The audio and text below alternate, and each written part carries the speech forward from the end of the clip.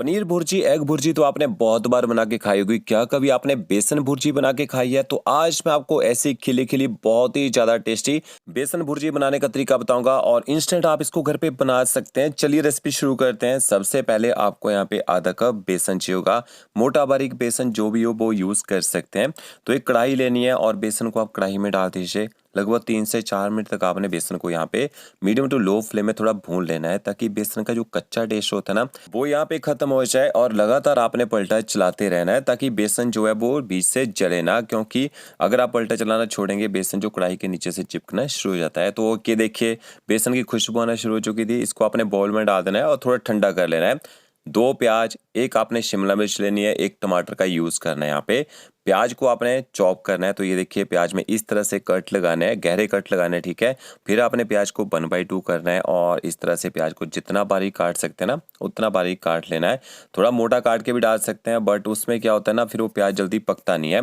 तो क्या देखिए प्याज की मैंने कटिंग कर ली है। दूसरे प्याज को भी ऐसे काटना है। शिमला मिर्च को 1/2 करेंगे और इसके अंदर जो सीड होते हैं, जो बीज होते हैं वो निकाल देने हैं और साइडों में जो वाइट पार्ट है ना वो भी आपने निकाल देना है।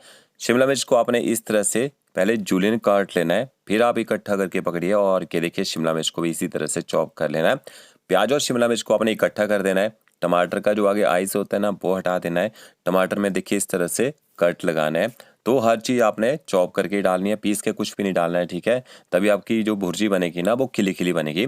तो ये देखिए कटिंग हमारी हो चुकी है। इसके साथ में आपने थोड़ी सी हरी मिर्ची, अदरक और लहसुन भी यहाँ पे यूज़ करना है।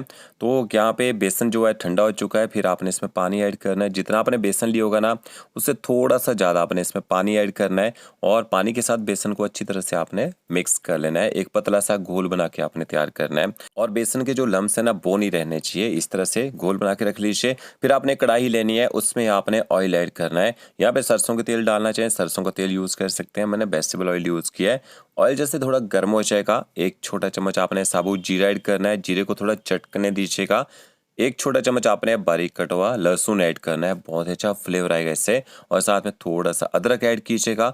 हरी मिर्च ऐड करनी है, तीखा अपने हिसाब से कम ज़्यादा कर सकते हैं। तो यहाँ मैंने 4 हरी मिर्च ली थी जिनको बारीक काट के यहाँ पे ऐड कर दिया है।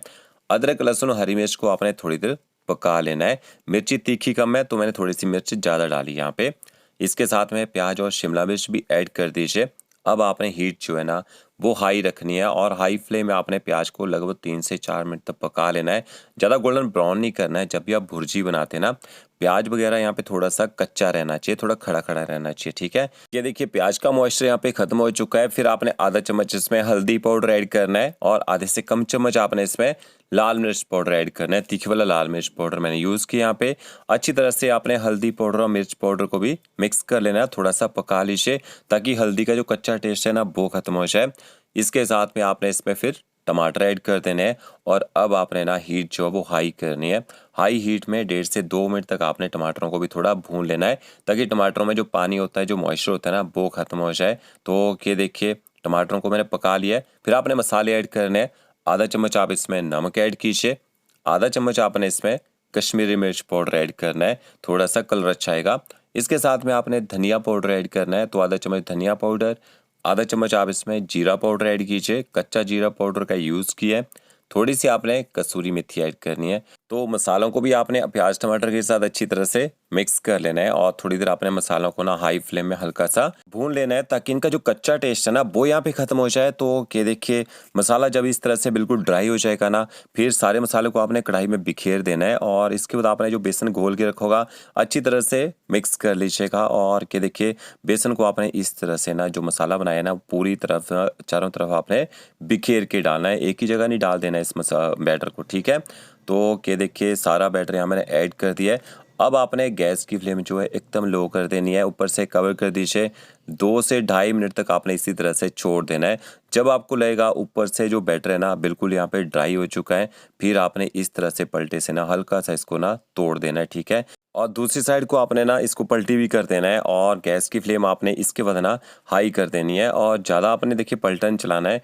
बीच बीच में आपने इसको ना पलटी करते रहना है। तो जैसे जैसे बेसन पकता जाता है ना वैसे अपने आप ये ना ड्राई होना शुरू हो जाता है। तो ये देखिए अभी हमारा जो मिक्सचर थोड़ा सा यहाँ पे गीला लग रहा है ना, तो आप इसको पकाइए लगभग 1.5 से 2 मिनट तक। उसके बाद ये थोड़ा सा ड्राई हो जाएगा और जब ये थोड़ा ड्राई हो जाएगा फिर आपने इसके ऊपर थोड़ा सा बारीक कटा हुआ हरा धनिया ऐड करना है।